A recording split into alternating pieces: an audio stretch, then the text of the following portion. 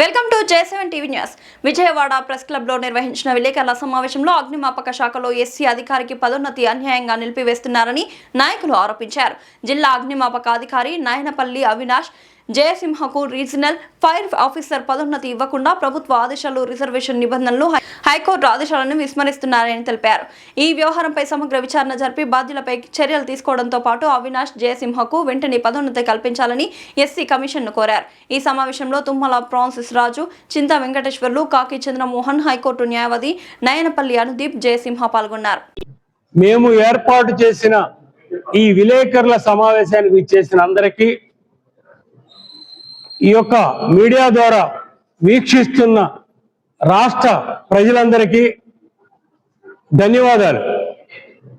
నా పేరు చింతా Venkateswarlu, JBM axis justice రాష్ట్ర ఉపాధ్యక్షుడిని, లోక్ జనశక్తి పార్టీ రాష్ట్ర ఉపాధ్యక్షుడిని. మిత్రులారా, రాజ్యాంగం అంబేద్కర్ రాసినాక ఆ రోజుల్లో కుల వివక్షత, పేదవాళ్ళు, అంటరాని వాళ్ళు, వీళ్ళందరూ కూడా మిగతా ప్రజలతో పాటు సమానంగా జీవించాలని రాజ్యాంగంలో కొన్ని హక్కులు పొందుపరిచి, ఉద్యోగాల్లో రిజర్వేషన్ కల్పించి, ప్రమోషన్లో రిజర్వేషన్ కల్పించి ఈ యొక్క 80 సంవత్సరాలుగా ఈ కార్యక్రమాలు జరుగుతుంది. కానీ అక్కడక్కడ కొంతమంది దురహంకారులు, కుల దురహంకారులు, ధనిక వర్గాల వాళ్ళు ఆ యొక్క అంటరానితనాన్ని, ఈ పేదరికాన్ని దృష్టిలో పెట్టుకొని వీళ్ళు చెబితే మేము చేయాలా, వీళ్ళు మాకు పై అధికారులకు ఉండాలని ఒక కుటిలమైనటువంటి, నీచమైనటువంటి మనస్తత్వంతో ఇంకా పనిచేస్తున్నారు. ఇంకా భావజాలాలు మారలేదు. ఎంతో మంది మేము భారతదేశం మొత్తం మీద కూడా ఉద్యమాలు చేస్తున్నాం, ప్రతి విషయానికి పోరాడుతున్నాం, మంత్రుల్ని కలుస్తున్నాం, ఆ తర్వాత కోర్టులకు వెళ్తున్నాం. ఇప్పుడున్నటువంటి ఈ విజయవాడలో ఇన్ఛార్జిగా ఉన్నటువంటి పైన అధికారి గారు ఇన్ఛార్జ్ మాత్రమే, ఆయన పూర్తి స్థాయి అధికారి కాదు. అయినా సరే ఆయన ఒక ధనిక వర్గానికి చెందిన, సామాజిక వర్గానికి చెందిన వ్యక్తిగా జీర్ణించుకోలేక బాబాసాహెబ్ అంబేద్కర్ రాజ్యాంగం ఆయనకి లెక్కలేదు, కోర్టులు ఇచ్చిన ఆర్డర్స్ ఆయనకి లెక్కలేదు, మరి నేషనల్ కమిషన్ ఇచ్చిన ఆర్డర్స్ లెక్కలేదు. ఆయన లెక్క ఏంటి? ఆయన లెక్క ఏంటి? ఆయన మీద కూడా సరైన చర్య మేము తీసుకుంటే అప్పుడు ఆయనకు ఆ బాధ తెలిసిద్ది. రూల్లో లేకపోతే చెయ్యొద్దు. రూల్ ఉంది, ఎస్సీకి ఇవ్వాల్సిన పాయింట్ ఉంది, రోస్టర్ పాయింట్ ఉంది, అర్హత ఉంది, అన్నీ ఉన్నా సరే కాలయాపన చేసి తనకు అనుకూలమైన వాళ్ళని ఆ సీట్లో కూర్చోబెడటం కోసం, పైనుంచి రాజకీయ ఒత్తిళ్ల కోసం, కులదరహంకారంతో ఈ నిర్ణయం తీసుకున్నాడు. రేపు మేము కూడా వెళ్ళి మాకు ఇచ్చిన టైంలో వెళ్తే ఆయన కారు అడ్డ దిగుతాడు, ఆ కంట్రోల్ రూమ్ దగ్గర, ఆయన ఆఫీస్ దగ్గర, అక్కడ ముట్టడేస్తాం ఆయన్ని. ఆయన సమాధానం చెప్పాలి. మీరు ఒక అధికారి, మీ కింద అందరూ ఒక తండ్రికి బిడ్డలు లాంటి వారు మీ కింద పనిచేసే వాళ్ళు అందరూ. న్యాయం చేయి. నీ సొమ్ము కాదే, ఆ ప్రమోషన్ ఇస్తే నీ జేబులో డబ్బులు ఇవ్వలే. రాష్ట్ర ప్రభుత్వం అతను చదువుకొని ఉద్యోగం సంపాదించుకొని రోస్టర్ పాయింట్ లో ప్రమోషన్లోకి వెళ్తున్నాడు. నీకేంటి? నీకేంటి?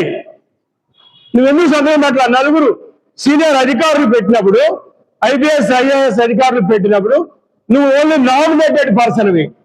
ఆ సీట్లో ఎవరు లేక నేను కూర్చోబెట్టారు తాత్కాలికంగా. నువ్వు ఇంత దుర్మార్గం చేస్తావా?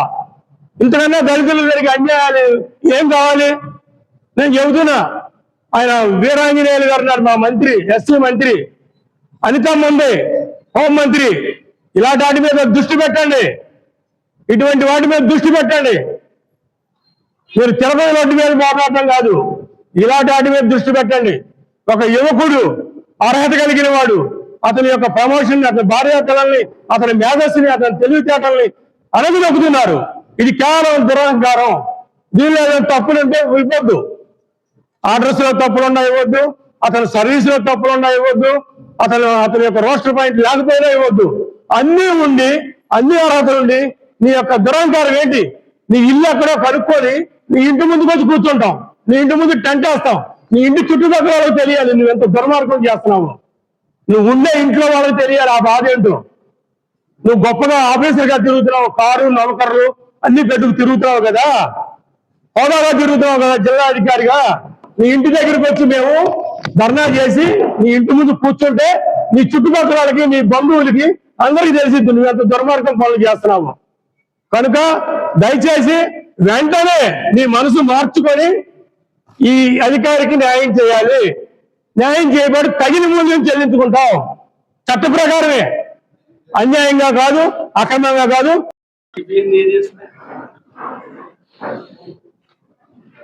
మీడియా మిత్రులందరికీ నమస్కారాలు. నా పేరు తుమ్మల ఫ్రాన్సిస్ రాజు, మాల మహానాడు రాష్ట్ర అధ్యక్షుడు.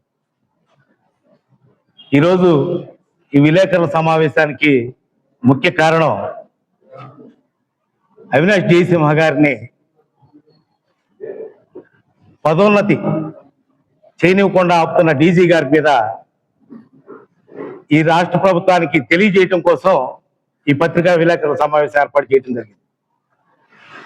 అవినాష్ జయసింహ గారు 2 సంవత్సరాలుగా ఆయన పదోన్నతికి అర్హులయ్యుండి కూడా డీజీ గారు ఉద్దేశపూర్వకంగానే ఆయన్ని ఆపి చిక్కాల రవికాంత్ గారిని, రత్నబాబు గారిని ప్రమోట్ చేయాలనే ఉద్దేశంతో ఈ కార్యక్రమాన్ని ఆపారు. దానికి కారణం ఏంటంటే చిక్కాల రత్నబాబు గారు 1 సంవత్సరం మాత్రమే సర్వీస్ ఉంది.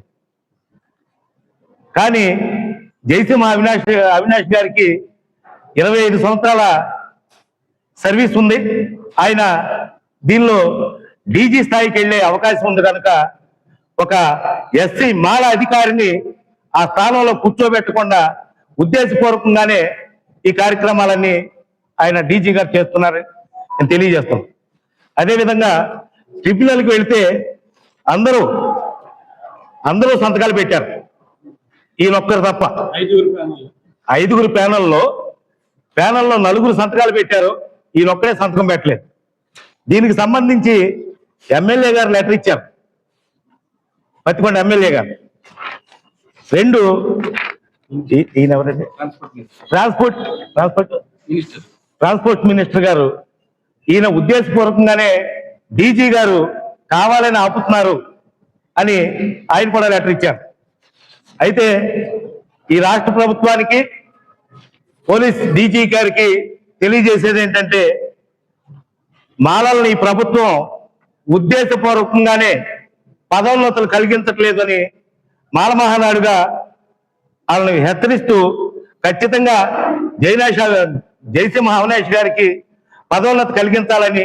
ఎందుకంటే గత 2 సంవత్సరాలుగా, గత సంవత్సరం ప్యానల్లో అవుతుందని చూసాం, కానీ ఈ సంవత్సరం ప్యానల్ 25, 26 ప్యానల్ రేపు ఆగస్టు 30తో ముగుస్తుంది. ఆగస్టు 30తో ట్రిబ్యునల్ కమిషన్కి ఇవ్వడానికి ఆయన డీజీ గారు ఉద్దేశపూర్వకంగా లేదు, ఫలానా కారణం చేత నేను ఆపాను అని ఆయన చెప్పొచ్చు. ఇంతవరకు ఆయన ఈ 2 సంవత్సరాలు ఎటువంటి కారణం చూపించట్లేదు. దానికి కారణం ఏంటంటే రాష్ట్ర ప్రభుత్వమే ఉద్దేశపూర్వకంగా ఎస్సీ మాల అధికారిని 25 సంవత్సరాలు ఆయన డీజీ స్థాయికి వెళ్లకుండా 25 సంవత్సరాల సర్వీస్ లో చూడలేక చిక్కాల రత్నబాబుని 1 సంవత్సరం ఉన్న సర్వీస్ అధికారిని రేపు ఆగస్టు 30 తర్వాత అతన్ని నియమించడం కోసమే ఉద్దేశపూర్వకంగా ఇదంతా చేస్తున్నారని తక్షణమే జయసింహ అవినాష్ గారికి పదోన్నతి కలిగించాలని మాల మహానాడుగా డిమాండ్ చేస్తుంది. మళ్ళీ ఓసీ క్యాండిడేట్ కి వస్తుంది ఆ పోస్ట్ కాబట్టి అతను సంవత్సరం రోజులు అతన్ని బరాయిస్తే ఒక దళితుడిని ఈ పోస్టు మళ్ళీ మన అగ్రవర్ణాలకు వస్తుందని దురుద్దేశాన్ని మూటపట్టుకొని ఆ డిపార్ట్మెంట్ లో డీజీ అనేటువంటి వెంకటరమణ కుట్రపూరితంగా దళితులకు రావాల్సిన హక్కుల్ని కాలరాస్తూ దళితులకు ఉన్నటువంటి యువ దళిత వ్యక్తి ఉద్యోగస్తులకి వాళ్ళ యొక్క హక్కుల్ని తుంగలో దొక్కుతూ కాల కింద వేసి అణిచివేస్తున్నాడు. 80 సంవత్సరాలు ఈ భారతదేశంలో అదే హోమ్ డిపార్ట్మెంట్ కి మినిస్టర్ గా ఉన్నటువంటి ఒక దళితులు మినిస్టర్ గా ఉన్నటువంటి ఈ డిపార్ట్మెంట్ లో ఒక దళితులకు అన్యాయం జరగడము మాకు తీవ్ర మనోవేదనకు గురి చేస్తా ఉంది. అలాగే సార్, మేము ఇంకోటి కూడా చెప్పదలుచుకున్నాం. 1.5 సంవత్సరం నుంచి మా కుటుంబాన్ని తీవ్రంగా వేధిస్తున్నాడు. ఆ ప్రమోషన్ మాకు అర్హత ఉంది కూడా మాకు ప్రమోషన్ రావడం లేదని మా తల్లిదండ్రులు కానీ మా అన్న గాని మేము గాని చాలా తీవ్ర ఆవేదనకు వ్యక్తమయ్యి మేము మనోవేదనకు గురైపోయిన మా తల్లిదండ్రులు ఇద్దరికి కూడా ఆరోగ్య పరిస్థితి బాగలేదు. మాకు ఏది జరిగినా కూడా డీజీ వెంకటరమణ గారే దీనికి కారకులు, మాకు రావాల్సినటువంటి హక్కుల్ని ఆయన కాల రాస్తూ మాకు దళితులకు తీవ్ర అన్యాయం చేస్తా ఉన్నారు. ఎందుకు మీకు అంత వివక్ష మా మీద అని నేను సూటిగా ప్రశ్నిస్తా ఉన్నా. మీరు ఒకటే సార్, ఈ రోజు కూడా ఎస్సీ కమిషన్ కి నేషనల్ కమిషన్ కి మేము కంప్లైంట్లు పెట్టాం. అక్కడ నుంచి వీళ్ళకి నోటీసులు వచ్చాయి. నోటీసులు రాగానే మాకు డీజీ గారు ఫోన్ చేశారు, కాదండి మేము ఇది కాదు, మాకు ఆర్గనైజేషన్ ఇంట్రెస్ట్ అంటున్నారు. ఆర్గనైజేషన్ ఇంట్రెస్ట్ ఏంటండి? రూల్ ప్రొసీజర్ ప్రకారం ఫాలో అవ్వండి. నేను ఒక సంస్థలో జీతం తీసుకున్నప్పుడు ఆ సంస్థ ఇచ్చినటువంటి గైడ్ లైన్స్ నేను ఫాలో అవ్వాలా? ఏపీ సబార్డినేట్ రూల్స్ ఉన్నాయి, ఆ రూల్స్ ని ఫాలో అవ్వండి. రూల్ ప్రకారం ఎవరు ఎలిజిబుల్ వాళ్ళకి ఇవ్వండి అనే కదా మేము అడుగుతున్నాం. మాకు ఇవ్వమని మేము అడుగుతున్నామా? ఎలిజిబిలిటీ ఎవరుంటే వాళ్ళకి ఇవ్వండి. ఇప్పటికైనా న్యాయం చేసి వెంకటరమణ గారు మీరు మనసు మార్చుకొని మా దళితులకు న్యాయం చేసి అర్హత కలిగినటువంటి అవినాష్ జయసింహ, నాయనపల్లి అవినాష్ జయసింహకు ఇవ్వాలని చేస్తున్నాం. లేకపోతే నేను హెచ్చరిస్తా ఉన్నా, నేను ఆత్మాహుతి చేసుకుంటాను నీ ఫైర్ ఆఫీస్ ముందే. పెట్రోల్ పోసుకొని నీ ముందు ఫైర్ ఆఫీస్ ముందే ఆత్మాహుతి చేసి 200 మందితో నీ ఫైర్ ఆఫీస్ ను ముట్టడిస్తామని ఇంటి ముందు హెచ్చరిస్తూ అతనికి న్యాయం చేయాలని అవినాష్ జయసింహకు వెంకటరమణ నీ బుద్ధి మార్చుకోమని సభాముఖంగా తెలియజేసుకుంటూ నమస్కారాలు తెలియజేస్తాను. కాకి చంద్రమోహను, మాల మహానాడు రాష్ట్ర జాయింట్ సెక్రటరీ.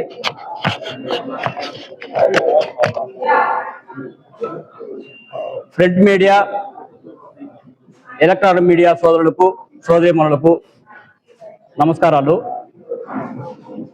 ఈరోజు ప్రెస్ మీట్ రావడానికి కారణం ఏమిటంటే, ఒక దళిత యువకుడు ప్రమోషన్ విషయంలో ఫైర్ ఆఫీసర్ డీజీ గారు అడ్డుకున్నటువంటి సమస్య పైన గత సంవత్సరంలో కూడా ప్యానల్ పంపించారు.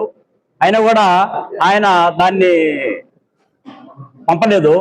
ఈ సంవత్సరం కూడా అయితే ఆయన ఆ ఫైర్లో ఆ దళిత యువకుడు ట్రైనింగ్ పొంది అన్ని విధాల అర్హుడుగా ఉన్నప్పటికీ ఈ డీజీ గారు ఆ దళిత యువకుడు ఆ సీట్లో కూర్చుంటే స్టేట్ ఆఫీసర్ వరకు వెళ్ళిపోతాడు, అతని కింద అగ్రవర్ణాలు పనిచేయాలా అనే దూర అహంకారంతో అతను పనిన కుట్రలో భాగంగా ఒక రత్నబాబుని అనే అతను ఒక సంవత్సరానికి రిటైర్ అయ్యే రత్నబాబుని తీసుకొచ్చి ఆ సీట్లో కోసం పెడితే ఒక సంవత్సరానికి రిటైర్ అవుతాడు.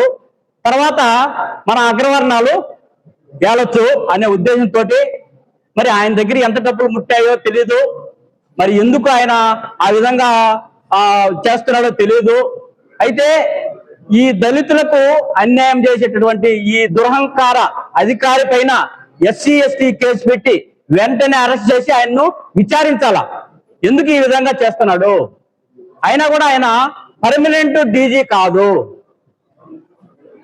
కాబట్టి ఆయనకి ఎందుకు నలుగురు ప్యానల్లో 5 మంది కమిటీ మెంబర్లు నలుగురు పెడితే ఒక ఐఏఎస్లు ఐపీఎస్లు ఈయన ఒక ఇన్ఛార్జిగా ఉంది. ఈయన ఎందుకు ఆలస్యం చేస్తున్నాడు?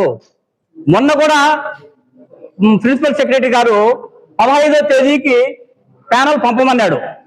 అయితే ఈరోజు 22 అయినా కూడా పంపలా. అంటే ఆయన ఉద్దేశం ఏమిటి అంటే దళిత యువకుడు ఆ సీట్లో కూర్చోకూడదు అనే ఉద్దేశంతోటేను. యువకుడు కాబట్టి ఆయన అంచెలంచెలుగా ఎదుగుతూ పోతాడు డీజీ వరకు. ఆయన కింద అగ్రవర్ణాలు పనిచేయాలంటే ఒక యుగో వస్తుంది ఆయనకు. మరి ఆయనకి ఎందుకు? ఆయన 4 ఏళ్ళు ఉంటే రిటైర్ అయిపోతాడు. ఇంత ప్రభుత్వం ఈయన చేస్తామన్నా కూడా అంబేద్కర్ రాసిన యొక్క హక్కుల్ని మా కాలు రాసినటువంటి ఈ డీజీ గారిని వెంటనే ఎస్సీ ఎస్టీ కేసు పెట్టి అరెస్ట్ చేయాలని నేను కోరుతున్నా ప్రభుత్వాన్ని. ప్రభుత్వంలో కూడా ఆలోచించాలి పెద్దలు, ఇలాంటి ఎందుకు జరుగుతున్నాయి? దళిత వర్గాలకు ప్రతి సాట అన్యాయమే జరుగుతుంది కాబట్టి ఇలాంటి అధికారులని లోపల పెట్టండి. ఎందుకు అగ్రవర్ణాలు దళితులను అనగదొక్కుతున్నారు? ఎవరిచ్చారు ఈ హక్కులు వాళ్ళకి? అంబేద్కర్ రాసిన హక్కుల్ని మాకు పొందే అవకాశం మాకు లేదా? ఎందుకు ఆయన చేస్తున్నాడు? అది డీజీ గారు తెలుసుకోవాలి. డీజీ గారు మీరు ఇబ్బంది పడతారు. మీ పైన నేషనల్ కమిషన్ చైర్మన్ దగ్గర కూడా అక్కడి నుంచి కూడా ఒక లెటర్ వచ్చింది మీ పైన. మీ పైన చర్య తీసుకునే వరకు మా పోరాటం ఆగదు. దళితులుగా మా పోరాటం ఖచ్చితంగా ఆగదు. మీరు ఇప్పటికైనా తెలుసుకొని ఆ దళిత యువకుడిని ఆ సీట్లో కూర్చొని పెట్టేదానికి మీరు మీ సంతకం మీరు పెడతారా, లేకుంటే ఈ విధంగానే చేస్తారా? మీ పైన ఖచ్చితంగా ఎస్సీ యాక్ట్ పైన కేసు బుక్ చేయాలని మేము ప్రభుత్వాన్ని డిమాండ్ చేస్తున్నాం.